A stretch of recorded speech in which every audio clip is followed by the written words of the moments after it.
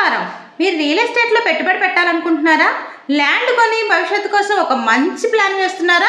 అయితే ఈ వీడియో మీకోసమే. మీ కష్టార్జితాన్ని సరైన పద్ధతిలో పెట్టుబడి పెట్టడానికి మీరు స్థలం కొనే ముందు ఖచ్చితంగా తెలుసుకోవాల్సిన 2 అత్యంత ముఖ్యమైన విషయాల గురించి ఈరోజు మాట్లాడుకుందాం. మొదటిది మాస్టర్ ప్లాన్. మన స్థలం కొనే ముందు గవర్నమెంట్ నిర్ణయించిన ఆ ఏరియా మాస్టర్ ప్లాన్ని తప్పకుండా చూడాలి. ఇందులో భూమిని వేర్వేరు జోన్స్గా విడదీస్తారు. రెసిడెన్షియల్ జోన్ ఇల్లు కట్టుకోవడానికి, కమర్షియల్ జోన్ షాపులు ఆఫీసుల కోసం, ఇండస్ట్రియల్ జోన్ ఫ్యాక్టరీల కోసం. మీరు ఇల్లు కట్టుకోవాలని రెసిడెన్షియల్ ప్లాట్ కొంటున్నారు, కానీ దానికి ఆనుకునే ఇండస్ట్రియల్ జోన్ ఉంటే ఏమవుతుందో తెలుసా? భవిష్యత్తులో అక్కడ ఫ్యాక్టరీలు వస్తాయి. వాటి నుండి వచ్చే శబ్ద కాలుష్యం, గాలి కాలుష్యం వల్ల మీరు అక్కడ నివసించలేరు. దానివల్ల మీ ప్రాపర్టీ వాల్యూ కూడా చాలా దారుణంగా పడిపోతుంది. అందుకే ఇల్లు కట్టుకోవడానికి స్థలం కొనేటప్పుడు అది కేవలం రెసిడెన్షియల్ జోన్లో ఉందా లేదా అని మాస్టర్ ప్లాన్లో చెక్ చేసుకోండి. ఇక రెండో ముఖ్యమైన విషయం లేఅవుట్ పర్మిషన్. దీనినే ఎల్పి నెంబర్ అని కూడా అంటారు.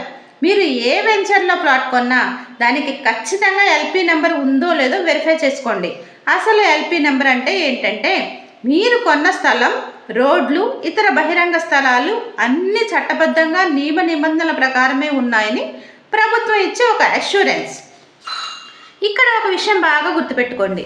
ఒక యంత్రాన్ని ఉదాహరణగా తీసుకుంటే అది సరిగ్గా పనిచేయాలంటే అన్ని స్పేర్ పార్ట్లు కరెక్ట్గా అమర్చబడి ఉండాలి. అలాగే ఒక లేఅవుట్ సక్సెస్ అవ్వాలంటే దానికి లేఅవుట్ పర్మిషన్ అనేది ఆ యంత్రానికి అవసరమైన డిజైన్ ప్లాన్ లాంటిది.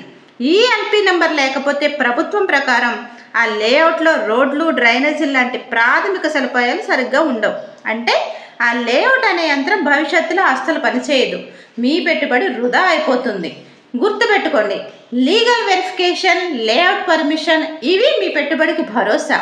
ఈ వీడియో మీకు నచ్చితే మీ ఫ్రెండ్స్కి షేర్ చేయండి. మీకు ఏమైనా డౌట్స్ ఉంటే కింద కామెంట్ బాక్స్లో తెలియచేయండి. నేను ఖచ్చితంగా రిప్లై ఇస్తాను. ఇలాంటి మరిన్ని ఇంట్రెస్టింగ్ వీడియోస్ కోసం మా ఛానల్ సబ్స్క్రైబ్ చేసుకోండి. Thank you.